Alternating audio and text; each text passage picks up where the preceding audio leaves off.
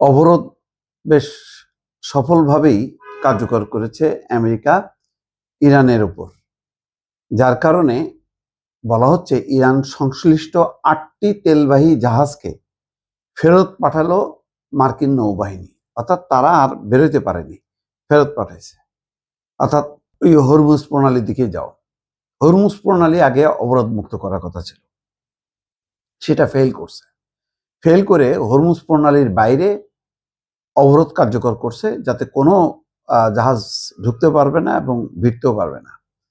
ইরানকে একদম চূড়ান্ত নৌ অবরোধ বলা যায়। যে আমেরিকা 40 দিনের যুদ্ধে বিজয়ী না হলেও অবরোধ কার্যকর করে ইরানকে অবরুদ্ধ করে ফেলছে। বরং এই কাজে তাদের যে স্ট্রাইক, এটা সফল হয়েছে, এটা বলা যায়। যুদ্ধে সফল না, কিন্তু ধর্মঘটে তারা সফল হয়েছে। তো এখন এমনও বলেছে যে চীনের কোনো জাহাজও ঢুকতে দেবে না। চীন হচ্ছে সবচেয়ে বড় গ্রাহক ইরানি তেলের, এবং আমেরিকার অভিযোগ ছিল যে বিপুল তেল নিয়ে ইরান মজুত করছে এবং কিছু কিছু পণ্য তারা রফতানি নিয়ন্ত্রণ করছে, এবং এটা নিয়ে তাদের আপত্তিও আছে। যাই হোক, এখন ইরান এখন পর্যন্ত বলছে যে তাদের খুব সফলভাবে তারা তেল রপ্তানি করছে, কিন্তু নিশ্চয়ই কয়েকটা দিন গড়ালে আর সেটা সম্ভব হবে না। এখন বৃহস্পতিবার আলোচনা শুরু হবে ইস্তাম্বুলে না পাকিস্তানে, সেটা এখনো নির্ধারিত হয়নি।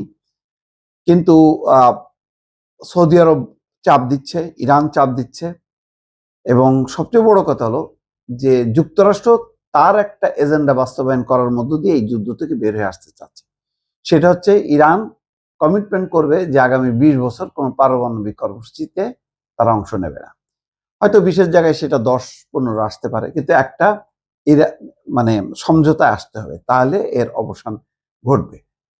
এখন দেখা যাক সেই অবসান যদি ঘটে, সেখানে ইরান কতখানি দাবি আদায় করতে পারে, আদায়ের মধ্য দিয়ে এই অচল অবস্থা, এই যুদ্ধ অবস্থা, এই জ্বালানি সংকটের অবস্থা, এটা নিরসন হয় কিনা, সবাই কিন্তু এখন সেটার দিকে তাকিয়ে আছে। এবং ইরানকে অবরোধ করে বিশ্ব যে খুব ভালো আছে তা না, কারণ ইরানের তেলও তো এই ইরানের তেল আটকে দিয়ে বা হরমুজ প্রণালী অবরোধ করার মধ্য দিয়ে তেলের দাম $100 ছাড়াই গেছে। তাহলে কোনো কিছুতেই তেমন না যে ইরানকে কুপকাত করে, ইরানকে নাজুক করে দিয়ে যে বিশ্ব স্বস্তিতে আছে, জ্বালানি তেলের উপর কোনো প্রভাব পড়ছে না, তা তো না। ইরান, সৌদি আরব, সংযুক্ত আরব আমিরাত, কুয়েত, কাতার, এসব দেশ খুব গুরুত্বপূর্ণ বিশ্বের জন্য। যে এইসব দেশের অর্থনীতি, তেল বাণিজ্য নিয়ন্ত্রণ করা মানেই হচ্ছে বিশ্বের সংকট ডেকে আনা। তো সুতরাং এই সংকটটা খুব বেশি দিন দীর্ঘায়িত হবে না, কিন্তু এর প্রভাবটা লম্বা সময়ের জন্য থাকবে, এটা বলা যায়।